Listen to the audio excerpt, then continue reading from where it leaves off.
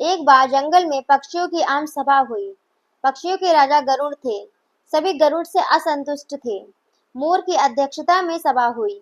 मोर ने भाषण दिया, साथियों, गरुड़ जी हमारे राजा हैं, पर मुझे कहते हुए बहुत दुख होता है कि उनके राज में हम पक्षियों की दशा बहुत खराब हो गई है। उसका कारण यह है कि गरुड़ जी तो यहाँ से दूर विष्णु लोक में विष्णु जी की सेवा में लगे रहते हैं। हमारी ओर ध्यान देने का उन्हें समय ही नहीं मिलता। हमें अपनी समस्याएं लेकर फरियाद करने जंगली चौपायों के राजा सिंह के पास जाना पड़ता है। हमारी गिनती न 3 में रह गई है और न 13 में। अब हमें क्या करना चाहिए, यही विचारने के लिए यह सभा बुलाई गई है। हुदहुद ने प्रस्ताव रखा, हमें नया राजा चुनना चाहिए जो हमारी समस्याएं हल करे और दूसरे राजाओं के बीच बैठकर हम पक्षियों को जीव जगत में सम्मान दिलाए।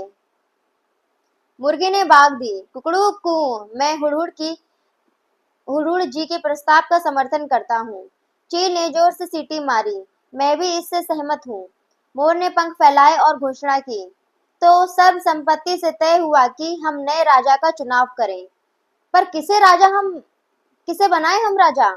सभी पक्षी एक दूसरे से सलाह करने लगे। काफी देर के बाद सारस ने अपना मुंह खोला, मैं राजा पद के लिए उल्लू जी का नाम पेश करता हूँ। वे बुद्धिमान हैं, उनकी आंखें तेजस्वी हैं, स्वभाव अति गंभीर है, ठीक जैसे राजा को शोभा देता है।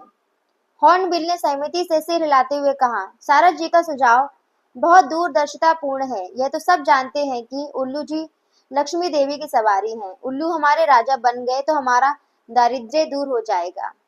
लक्ष्मी जी का नाम सुनते ही सब पर जादू का सा प्रभाव हुआ। सभी पक्षी उल्लू को राजा बनाने पर राजी हो गए। मोर बोला, ठीक है, मैं उल्लू जी से प्रार्थना करता हूँ कि वे कुछ शब्द बोले।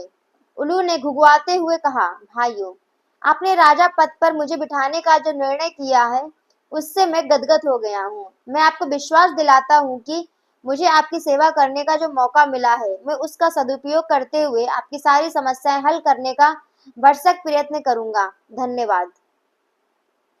पक्षीजनों ने एक स्वर में उल्लू महाराज की जय का नारा लगाया। कोयलें गाने लगी। चील जाकर कहीं से मनमोहक डिजाइन वाला रेशम का शॉल उठाकर ले आई। उसे एक डाल पर लटकाया गया और उल्लू उस पर विराजमान हुए। कबूतर जाकर कपड़ों की रंग बिरंगी लीरें उठाकर लाए और उन्हें पेड़ की टहनियों पर लटकाकर सजाने लगे। मोरों की टोलियां पेड़ के चारों ओर नाचने लगे। मुर्गों व शुतुरमुर्गों ने पेड़ के निकट पंजों से मिट्टी खोद खोद कर एक बड़ा हवन कुंड तैयार किया। दूसरे पक्षी लाल रंग के फूल लाकर कुंड में ढेरी लगाने लगे। कुंड के चारों ओर 8-10 तोते बैठकर मंत्र पढ़ने लगे। बया चिड़िया ने सोने व चांदी के तारों से मुकुट बुन डाला तथा हंस मोती लाकर मुकुट में फिट करने लगे। 2 मुख्य तोते पुजारियों ने उल्लू से प्रार्थना की, हे पक्षी श्रेष्ठ, चलिए लक्ष्मी मंदिर चलकर लक्ष्मी जी का पूजन करें। निर्वाचित राजा उल्लू तोते पंडितों के साथ लक्ष्मी मंदिर की ओर उड़ चले। उनके जाने के कुछ क्षण पश्चात ही वहां कौवा आ निकला।